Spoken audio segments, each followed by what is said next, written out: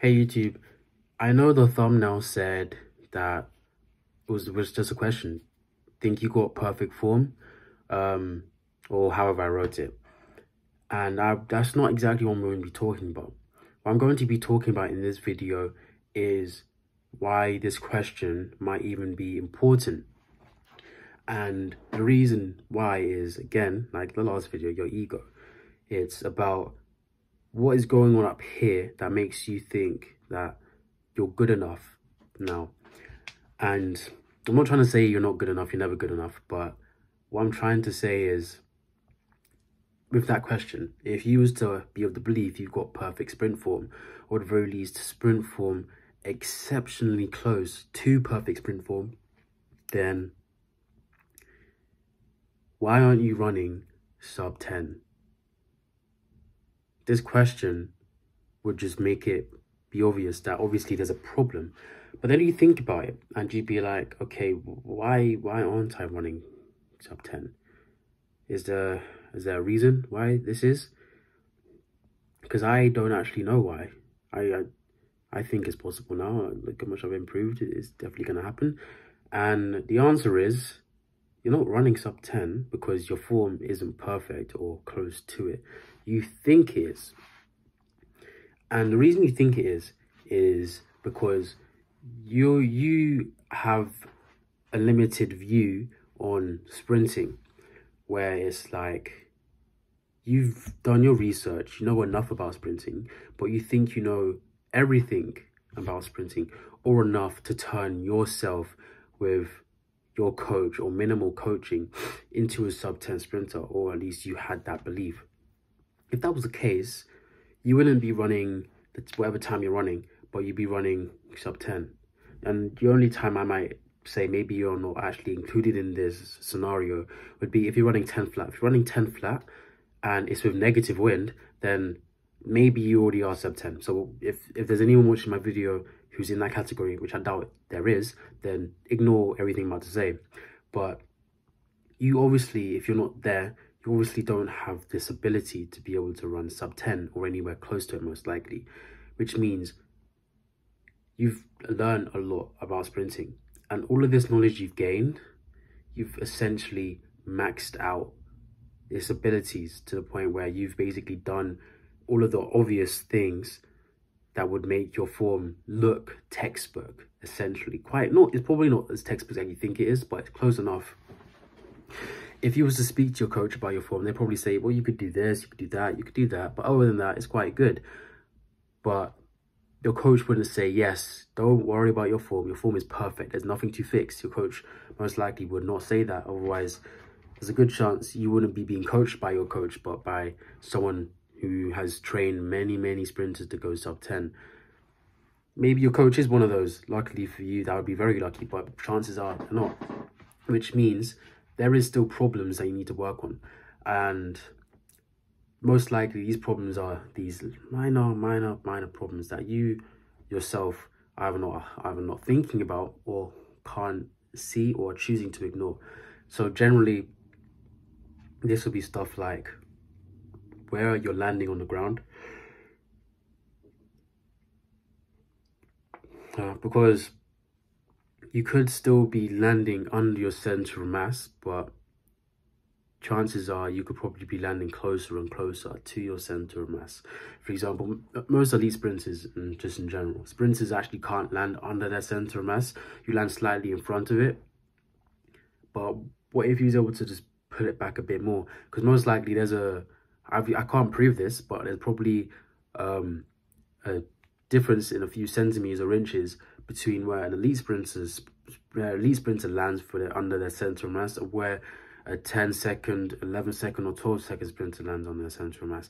12-second sprinter, definitely, but 11-second sprinter, how much by stands the question. But the chances of, the reason why I'd say this is, like, maybe it could be, you might be thinking, yeah, my form is perfect, is because chances are you're thinking, yes, my form is perfect. It mimics the elite sprinters. I'm able to sprint really fast, and I'm stuck somewhere. It doesn't matter whether it's low 11 seconds, high 10 seconds, low 10 seconds, but you're like, I've improved a lot in this one season, so maybe it's just my body still needs to learn, which it probably does. But you're probably of the belief that, okay, so my form is perfect. I just need to figure out how to produce more force with this form, which means I need to spend more time in the gym, I need to spend more time doing plyometrics, and I just need to be more patient. I'll improve. And obviously that's probably true. But the chance of your form being perfect enough to be able to just drop down like that, not so much. Reason being, most likely is you're not as mobile as you should be. For example, compare your mobility with Usain Bolt, for example. You can quickly go check Usain Bolt's mobility standards by just putting Usain Bolt mobility. You scroll through the videos, you see a bunch of videos of him stretching, or I don't even remember what their names are, but people stretching him. And just look at how high his legs are able to get. Look where he's able to get his arms, how low he's able to get his body. Look at those positions. If you can't produce those positions, don't even bother considering yourself being good. It's just your ego trying to protect you again. Reason being is, let's say like you have the best form you're able to get with your limited range of mobility. In a sense, you could say your form is perfect with what you currently have. But it doesn't mean that your form is truly perfect. For example, let's say your quads are tight. That means that if you're able to loosen up your quads, you'll be able to get your foot to touch your glutes whilst you're recovering your foot and as you're driving through. And if you're able to do that, that would mean you're more efficient, using less energy, and you're able to put slightly more force into the ground because your foot, your entirety of your leg is moving as one instead of as two parts. So you're able to basically just bring it up and then hammer straight down, and that will allow you to put more force into the ground and most likely land closer to underneath your central mass than you were before. That's an improvement. Look at your arms. Are your arms perfect? You might think they are, because most people, they tend to neglect the importance of their arms, because your arms help with your stride length, your stride frequency, and how much force you're able to put into the ground, and how high you're able to go up whilst you're sprinting. The harder and faster you're able to pump your arms, the higher up you're going to be in the air, generally, because your arms are actually also helping. Not only are they counterbalancing your legs, so the stronger your arms are, the more force your legs are allowed to put into the ground without you going like this, which will just disperse force. So once your form starts to get better, your body just wouldn't let you produce that much force, but it's also going to help you go into the air. And if it's able to help you get into the air, that also means your ground contact times are going to be decreasing, because your heel will have a lower chance of hitting the ground. But if your arms aren't very efficient through their range of motion, they're more efficient than most people's are, but they're not as efficient as they could be. That's another thing you could be focusing on. There's so many different things that you could be looking at trying to improve that would improve your form. Because if you're at this stage where your ego is trying to tell you you're perfect, you're the best you could be, and partially because you can't really see any problems to fix anymore, then that just means you've improved enough to the point where the major problems you used to have, they aren't as big of a problem anymore. Yeah, they are still there, but they're much smaller than how they used to be. So now your focus is more on these minor things that are going to take a lot more time to improve. And if you want to get faster, you want to continue to get faster, and you don't want it just to improve by the smallest amounts every season, then you need to actually make sure you focus on these problems you have. Just because these problems are more annoying and put you in a more discomfortable position doesn't mean you shouldn't be trying to improve them. Because if you truly care about sprinting faster, then the only thing you can do is focus on improving these problems. And once you've got rid of these problems, now we can start to actually think about, okay, is my form perfect or is it close to perfect? And the only thing I'm lacking now is being able to produce power. But if you're lacking any of the stuff I just mentioned, or anything else your coach has said or you might have noticed, then you're gonna have to work on it. And there's also something else that you can also do if you have this belief where you don't really know where to improve, don't really know where to go forwards from now. Your brain isn't giving you, your ego isn't giving you the correct excuses or as much excuses as it used to. Just watch whatever race you've PB'd in. It doesn't matter whether it's 100, 200, 400. Watch those races. As you watch those races, don't really think about much. Watch them, slow them down, rewind them, go forwards. Just keep watching.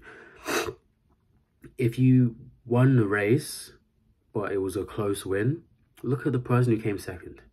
Look at where they were winning by, or other people in the race were winning by, and see. Because if they were winning and part in the race that you weren't winning in, that's a part you could probably be working on. You just need to find where exactly you need to be working on that part. And there's just so many different things you can keep doing. To really improve, you just need to make sure you keep analysing. You can't not analyse, because your coach can do it, but your coach probably has more than just you to train, so they can't just focus on you, they have to focus on everyone, which means if you want to help if you want to be able to improve faster, you want your coach to be able to help you improve faster, you need to bring work to your coach before you even go and see them. Otherwise, they can only tell you what they see in training. And what happens if they see something in training, but you was fatigued that day, or your body wasn't working properly? That might not be a problem you need to fix, and you might end up thinking that is, so you might end up going down this rabbit hole that you didn't need to. Most likely though, if such a thing happened, by the next training session or the one after that, the problem's gone, because it wasn't actually a problem. But that was wasted time that you could have been using towards fixing an actual problem you have. So if you want to get faster, if you can't see any problems that you have, try and find them. And if you can't find any problems, then just look at it like that. Was I losing in my race during the first part of it, or was I losing during the second part, or whatever, or wherever? Just find, it could be literally the most dumbest thing. Just say that's the problem, bring it up with your coach, see what they say. If they say there's nothing wrong with that, or if they see that you want to improve on that, then keep trying to fix that and just continue. As long as you try to find problems, your brain will give you them eventually, and that's the only way that you'll be able to improve beyond this point once you start to think you're perfect. Because this thought is wrong, but once you fixed it, you can only really start to go up again. Because again, just like I said in my other video, these excuses can either hinder you or help you. Most likely, if you can't find excuses, next season, if you just stayed the same, next season, they would show up. But if you really want to improve, and you want to improve fast, you can't wait until next season. You have to dig deep for them now. You need to really reel in that fish, that massive fish. You can't see that fish. Maybe you can't even feel a fish on that rod, but you need to reel it in. Because trust me, as long as you reel in hard enough, that bait you put down, that's attracting some fish. You can't feel it yet, because they're probably still chasing the rod. You haven't actually let them, you haven't got them by the hook, line, and the sinker. But as you start to get higher and higher and higher, eventually you will snatch the fish that you wanted, which in this case would be a problem. You roll that up, pull it out, grab that problem, and you make sure it disappears, never to be seen again. If you like my video, like the video, let me know in the comment section below. Check the description, because anything I forget to say in the video, I always put in the description. And if you like my content, subscribe. Helps the channel out a lot. I post every 2 days at 1 PM Greenwich Mean Time. If you don't know when that is, just hit the bell, and then you'll be notified instantly.